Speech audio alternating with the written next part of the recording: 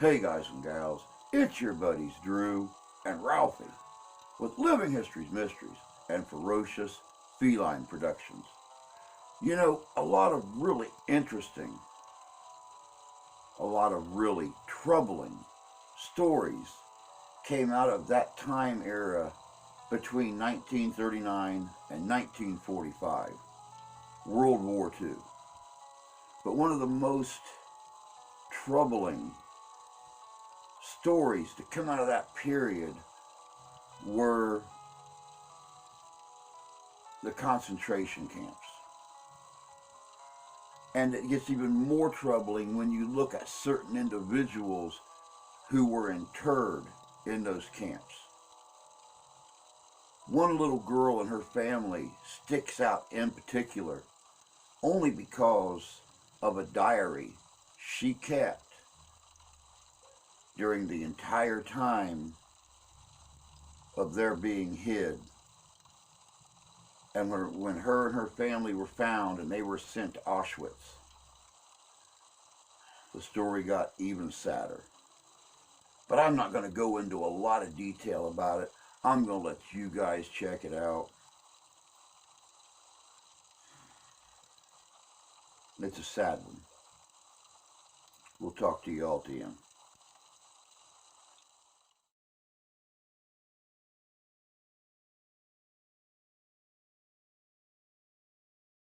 Anne Frank was born in Frankfurt, Germany in 1929. Following the Nazi rise to power and fearing their anti-Semitic policy, the Frank family emigrated to Amsterdam. The parents, Otto and Edith, and daughters Margot, the eldest, and Anne. In May 1940, following the conquest of the Netherlands by Germany, the family again found itself under threat of Nazi persecution. The daughters were expelled from school and forced to attend a Jewish school, and Otto Frank was forced to resign from the business he owned. 2 years passed before the family went into hiding. With the aid of Otto's employees, a secret apartment had been prepared in a hidden annex in the office building that had been sold to Jan Gies on Prinsengracht Street in Amsterdam. In July 1942, after Margot was ordered to report at a work camp, the family hurriedly left their home and vanished into their hiding place behind a revolving bookcase. They weren't alone. They were joined by the Van Pels family, Herman, August, 16-year-old Peter, and later, Fritz Pfeffer.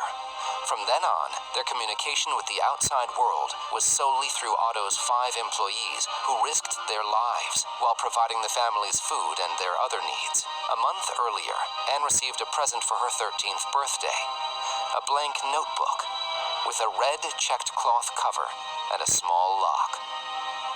On June 12, 1942, she began to write in it. Less than a month later, on July 8th, 2 days before she went into hiding, she wrote to Kitty, as she called her diary. Dearest Kitty, it seems like years since Sunday morning. So much has happened, it's as if the whole world had suddenly turned upside down. But as you can see, Kitty, I'm still alive. And that's the main thing, Father says. Anne made sure no one saw her writings, except for some stories she wrote and read to her 8 partners in hiding who shared their lives in the 4 hidden rooms. She had to share her room with Fritz Pfeffer, a middle-aged dentist, and she often felt that, despite being lucky, the walls were closing in on her. As time passed, tensions mounted between the tenants. In her diary, Anne speaks of life in hiding, describing those around her candidly, for good and for ill, as well as her relationship with Peter, to whom she grew closer, and Bep, the youngest of the liaisons. Faced with the restrictions of life in hiding, Anne described a turbulent inner world. Friday, December 24th, 1943. Dear Kitty, believe me, if you've been shut up for a year and a half, it can get to be too much for you sometimes, but feelings can't be ignored, no matter how unjust or ungrateful they seem. I long to ride a bike, dance, whistle, look at the world, feel young and know that I'm free, and yet I can't let it show. Just imagine what would happen if all 8 of us were to feel sorry for ourselves or walk around with the discontent clearly visible on our faces. Where would that get us? I sometimes wonder if anyone will ever understand what I mean, not worry about whether or not I'm Jewish and merely see me as a teenager badly in need of some good plain fun. I don't know, and I wouldn't be able to talk about it with anyone since I'm sure I'd start to cry. In March 1944, Anne wrote Kitty that she had heard on the news that after the war, a collection would be made of diaries and letters dealing with the war, adding, "Of course everyone pounced on my diary." Seriously though, 10 years after the war, people would find it very strange to read how we lived, what we ate, and what we talked about as Jews in hiding. It would take me all day to describe everything down to the last. Apparently, as a result of the announcement, Anne reread her diary, making corrections in the hope that one day it would be published. After over 2 years, due to an anonymous informer, SS officers with Dutch aid broke down the secret door behind the bookcase. The 8 people in hiding and 2 of the liaisons were arrested. In August 1944, 6 months before the end of the war, they were taken to the Westerbork transit camp, and from there sent to the last train to Auschwitz. Margot and Anne were sent to Bergen-Belsen, where they died of typhus just before the liberation. Otto Frank was the only one to survive. Tuesday, August 1st, 1944. Dearest Kitty, when everybody starts hovering over me, I get cross, then sad, and finally end up turning my heart inside out, the bad part on the outside and the good part on the inside, and keep trying to find a way to become what I'd like to be and what I could be if only there were no other people in the world. Yours, Anne M. Frank.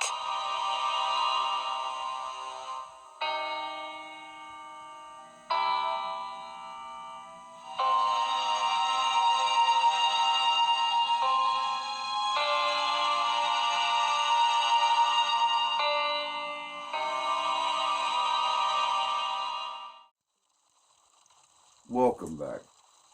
You know, the story of Anne Frank and that little diary is known the world over.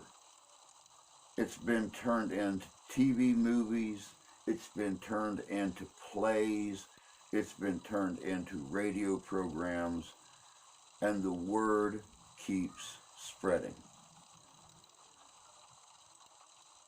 Racial hate, prejudice, it don't have a place in the world today, and it shouldn't have had a place in the world during that time. It's very, very sad that this little girl wrote down all of her thoughts, all of her dreams, all of her hopes and prayers in that little red checkered book. And it's really sad how her and her sister met their end because one person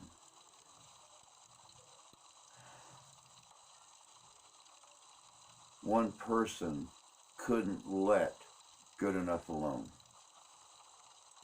And the only member of her family to survive was her father, Otto. And he lived for the rest of his life with the memory of his wife and his 2 little girls that didn't make it out of the hell that he managed to. It kind of makes me reflect back as a father and look at my family and wonder if I could have handled it the way he handled it. I don't think so. But that's all we got for you guys today. I hope you enjoyed that little look back at the life of a little girl from Auschwitz named Anne Frank. It's really sad. It's really sad.